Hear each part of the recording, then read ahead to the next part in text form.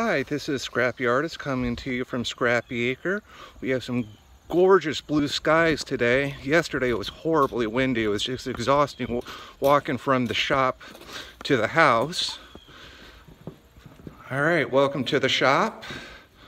Today we're going to be working on building a bench with some pallet wood that I had sitting around. This is the wood. It's a little bit different than what I've usually worked with. Every pallet's a little different.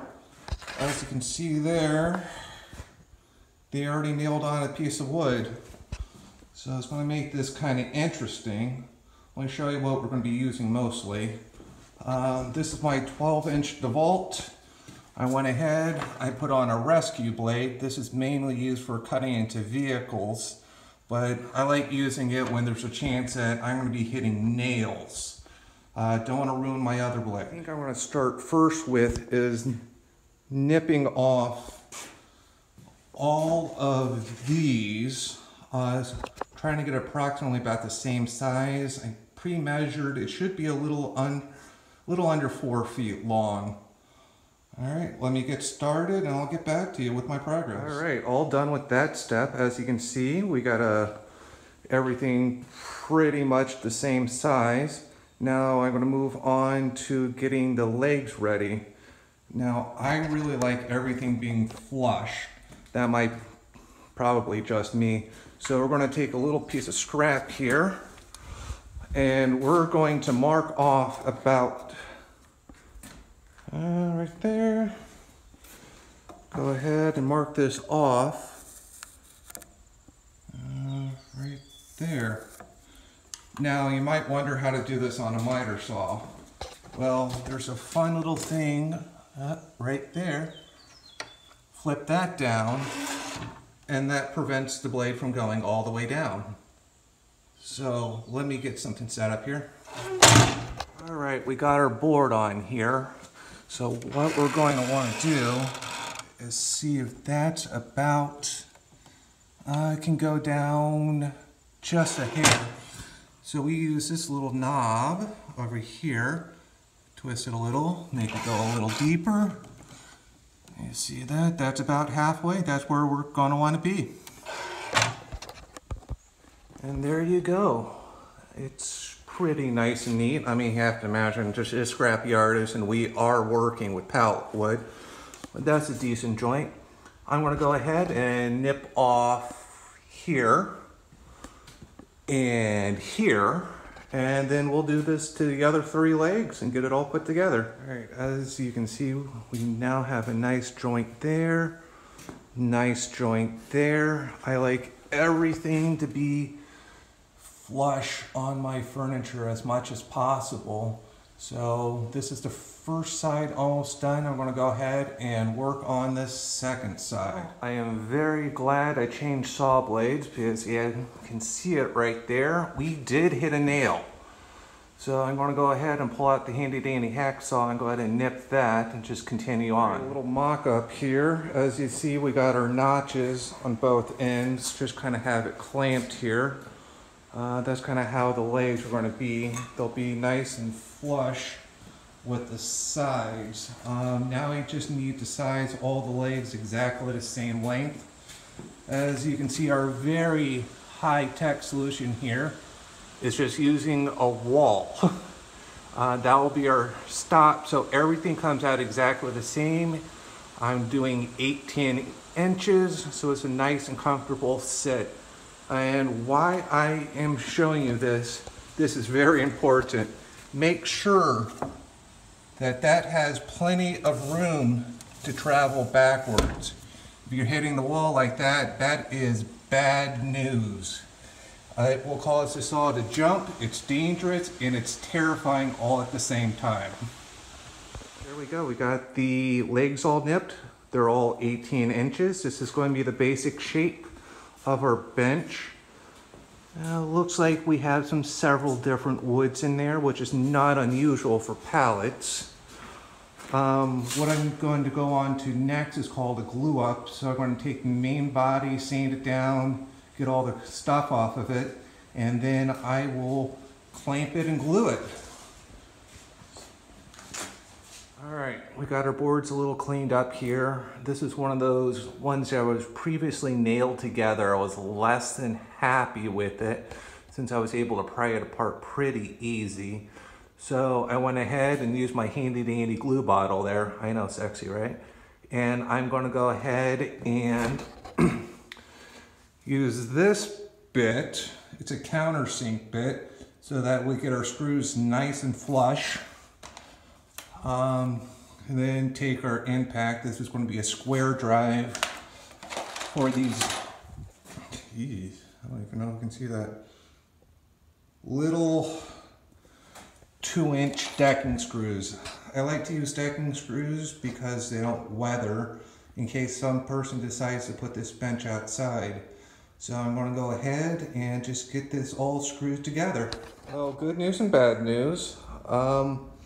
Like I said before, this is mixed wood, and we just hit a piece of hickory, which is really, really hard. And it was breaking the heads off my screws. Let me see if I can demonstrate. There you go. Popped them right off. So it'll make for a pretty bench, but I have to be a little bit more careful as I go forward. All right, well, we got everything all screwed in, so we're to a point where we have two options. One, we can try to do a true glue up, which I'll show you the wood. It's a little not completely square. Or we can do what we did to the other part of glue and screw. So let me show you the wood. Here we are. As you can see, those gaps, because the wood is not square. Typically in a fine shop, you would send the wood through a joiner, a planer, make everything look all nice and pretty, but we have two problems here. One, I don't have any joiner or a planer. Two, right there, those nails, those would chew a machine up. So I think I'm going to go ahead with the glue and screw. It's tried and true. I've done that in the past and to much success. Huge side note here. Number your work. Sounds stupid, and it kind of is, but I've had many projects go awry because I didn't know which board went where. Got the first section put together. I'm going to work on the second one, but let me show you what's going on and give you a little demonstration. That's my first section. I'm going to attach this one. And when doing a glue up, you cannot use too much glue. If the glue's not coming out the sides, you have not done enough. Got our first section. We'll do our second section. And then I like to really smear it out, get it everywhere. On the first side and the other side. The new modern glue is quite amazing. The wood will actually give out before the glue, as long as it has enough surface to adhere to. So I'm going to go ahead and wrap up my glue smearing, because I know you don't want to sit around and watch me smear glue. And I'll show you the next step. All right, as you can see, we're to our last section. This again, these are for the legs, each side, and the obvious big problem. We have one hell of a bow. So I try not to have any visible screws. So on this end here, I'll be able to hide that screw with a leg. What I'm going to try to do is to glue and clamp that one down, and hopefully the bow disappears. If I pull the clamps up and it's still bowing out, then we have a couple of options. We could put some lag screws in that are both decorative and have a point. We can put some screws in. How we can run a carriage bolt all the way through it if need be. That would be interesting. Never done that before, but I would need one big drill bit for that. So we'll try clamping first and see how it goes. All right, I think that's going to be it for today. I will show you where we're at. We were able to get the bow out. Hope it sticks. I have to run to town. I'm thinking lag screws. Although maybe carriage bolts. We'll have to see where this goes. All right, this is where we're sitting today.